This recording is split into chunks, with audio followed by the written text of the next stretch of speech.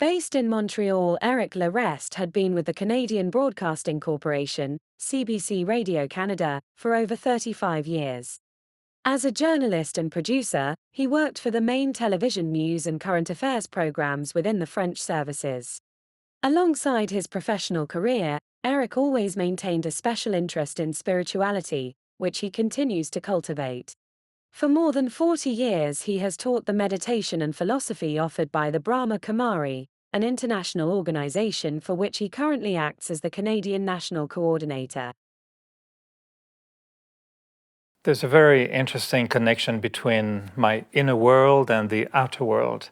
I had this real privilege, I think, to work in the media for almost 40 years, and I played different roles. I was, journalist, radio, journalist, television, producer, executive producer. I had the real privilege to be part of many, many different events in the world, in the events of the world, but also in the reflections, I think, that public media, public broadcaster like the CBC, Canadian Broadcasting Corporation, I worked with. Some of these reflections that we have to really address to look at the future. And I'm really happy to share with anyone who is really working in the media or who wants to work in the media, or anyone who is thinking about the impact and the role of the media. I'm really happy to share about my personal take on the connection between that inner world and the outer world. And I find that in my career, very often we're confronted with, how do I feel, or how do I react, or how do I think about what's happening? And what am I saying? How am I transmitting information without the filters of my own personal being, which comes to my values or my feelings or my belief systems? And I find that a lot of debates that we need to address today are connected with this inner world, outer world. If we look at the situation of the media, I'm a passionate person about the media. I love telling stories. I love meeting people and bringing their stories for the good of society. I've been privileged really to interview prime ministers, head of states, people on the street, people in their homes, people with drama, people with extraordinary stories. And every time I feel that the media, those who are working in the media are privileged. We are given first seat, usually, closer to the event, closer to the people going through the event, so we can report. And why we do that? What is our intention as a journalist, as a media person? And how can we have the best impact on the community? And today, I think that the trust in the media is really, really, unfortunately, going really down the drain. We've lost a lot of trust that was given to us in the past. I remember a long time ago, we used to say, well, I saw it written in the paper, so therefore it is true. Today, you don't know. You read anything anywhere, and you don't even know if it's true. And imagine in 10 years from now, what is this artificial intelligence is going to produce.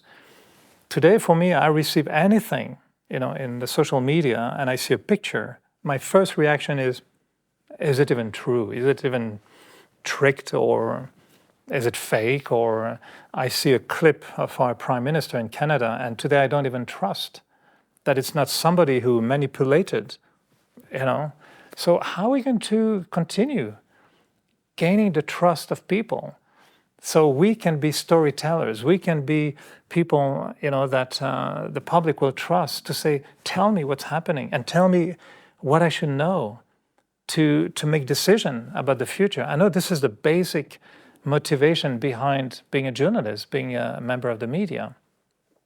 And I find that, seeing where we're going, personally, I feel that what is left for me to guarantee that I can propose something that will match what the public is expecting from me. So trust can be there, truth can be revealed, integrity can be respected, respect can be honored, to do that, I need to really check my own inner world. What's going on within me as a member of the media? What is my motivation?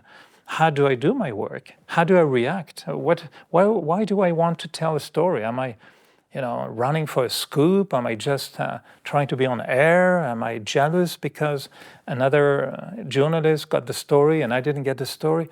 Am I caught up into the politics of journalism or in the economics of journalism? Or am I still passionate about what really is the core of my profession and why am I doing it? And I really personally believe that over the last decades, what I found that build trust is my own personal values. Personal values in a journalist will transpire. I really, really feel that for me, we have mentors, right? In journalism, you have certain journalists that you look upon like, wow, this is the Roger Federer of journalism, to talk to tennis fans. Some journalists, some media people have been for me, paving the way to excellence in journalism. And I've admired those people. And you know what, for me, what I found in all these people, the common thread in all these people are usually the values that they are holding. Not that they have all the values that a human being can have, but they have certain values that they hold with such integrity and such passion and such authenticity that those values make them trustworthy media people, even if around them it's a field of fake news and a field of lies and a field of sarcasm and cynicism. I think certain voices, you want to listen to them. And I feel that still today, in all the countries, in all the media, public but also private, individuals that actually are becoming media outlet of their own. Networks are really threatened because of their agenda, political, economical, structural. Sometimes you don't know. And the structure itself of public television or public broadcaster is shaking a lot these days. That's been my specialty, going every year to international conferences for public media. And yeah, we address the same issues every year. The pressure from outside, the downsizing, the erosion of truth in our stories because of this and that. So what is left? Individuals. I think what will be really the new media will be individuals that create this trust in their communication. And they can carry stories where people will not question the validity of the story because they trust the person telling the story. And I don't know how media people are going to develop those values. I know from my personal journey, I had to look for a safe haven to cultivate, to nurture certain values that are essential for just my well-being. So I don't go with a burnout and I don't become overwhelmed with certain news that I don't know what to do anymore with it. Covering situations like a war or major conflicts with human rights or small little stories with great injustice can really impact the self. I mean, I don't remember how many nights I couldn't sleep because of the stories that I've been covering or shooting in a school. I've covered, unfortunately, stories in USA.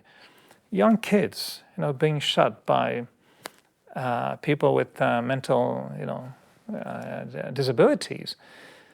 How do you go back home and process this? So if you're just looking for scoop and performance and this and that, you're almost insensitive to what you're covering. And I feel sorry for people who are doing that. They're not real journalists, in my opinion. They're just doing a job, for I don't know which reason. But my colleagues who put their heart into the story and their being in the story, we've seen ourselves going back home after covering these shootings, questioning, whoa, what am I doing with it? How is it impacting my trust in human beings, almost? So we need to build up values that will help us to face the outer world in its horror and in its harshness, also in its beauty. So for me, I developed basic values such even as hope. I realized one day I was, main executive producer for the national news in the evening. So we are still, at the time, it was the 10 o'clock final version in the day when people will still turn on their television. No, not too many people do that anymore. But they will turn on the television and say, okay, tell me what's happened today. And I knew, of course, people accuse the media all the time to say, you only give us bad news, we don't want to see it anymore.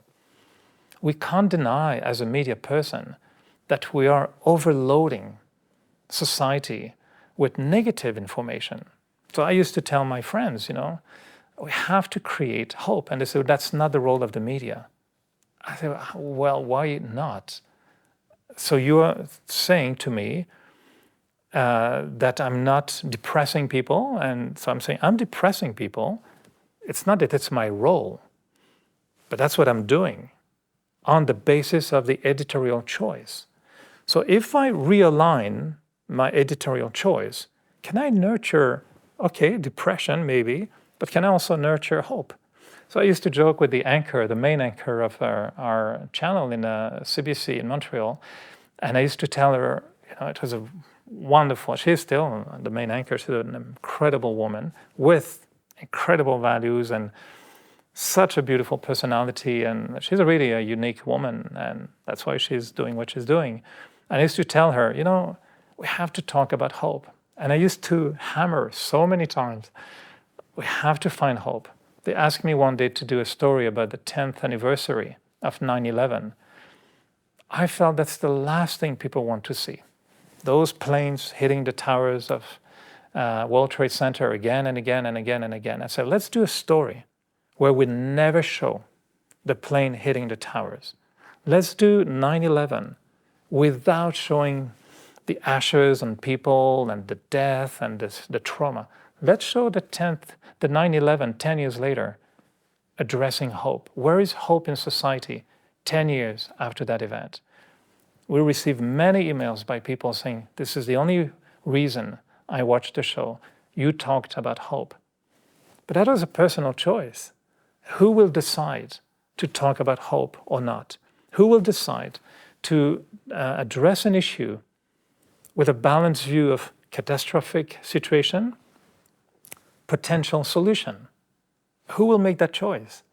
Individuals who have personal values, knowing that you can't just throw information in the head and the hearts and the eyes of people, without thinking of the impact we have on people. So if I have a sensitive heart, if I have a very, very fine mind, looking at least preserving dignity of human rights, respect towards everyone, sense of hope in allowing a community to grow, sense of courage in bringing stories that will inspire people and not depress them all the time. Where will these stories come from, if not from the heart of an individual who is nurturing his own personal values to protect himself from the bombardments of the outer world, which is not an easy world to live in today. So if I want to maintain an honest, pure intention as a media person, I need to nurture those values. And it's not going to happen on its own. It's not by watching news that I'm going to nurture those values. I need to find time to be introverted, to go into silence, to read material, to question my own values of integrity, of respect, of truth, of trust. Do I nurture those values?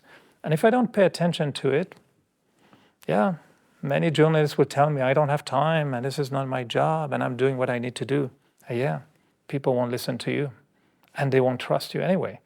So I hope that we will find enough individuals today that will try to reverse the trend of journalism at the moment and the kind of gloomy attitude of the general public, rejecting what we produce because lack of trust, lack of truth, lack of integrity, bias, intentions. So I hope we'll find enough individuals who will answer the call to reignite powerful values, beautiful values in themselves, in their life. So as a journalist, as a media person, in general, as a communicator, people will want to listen to them and they will feel comfort in listening to them. They will find hope in listening to them. They will find truth in listening to them. And they will be able to accept the horror of the world, but not feel horrified by the world because of what the journalist would have said and how he would have transmitted it. Sorry, I'm a bit passionate about it, but anyway, that's the fruit for me of so many decades in the field of media, and still today believing there's a lot to do and a lot to accomplish, but we need to really reignite those values in the newsroom, in the editing room, in the reflection room, wherever we work.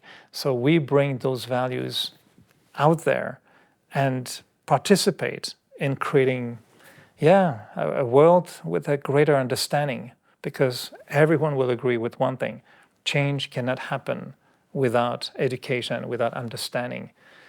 Light is knowledge, information is light, and only light can transform darkness. The last quote I used in one of the documentary I produced was, "Don't curse darkness, but just lit a candle, and that will make a difference." So thank you for giving me time to share those thoughts, and I hope it will ignite some interest in people to go into their inner garden and water those values and see how they can bring beauty in the self so it can bring beauty in the world. Thank you.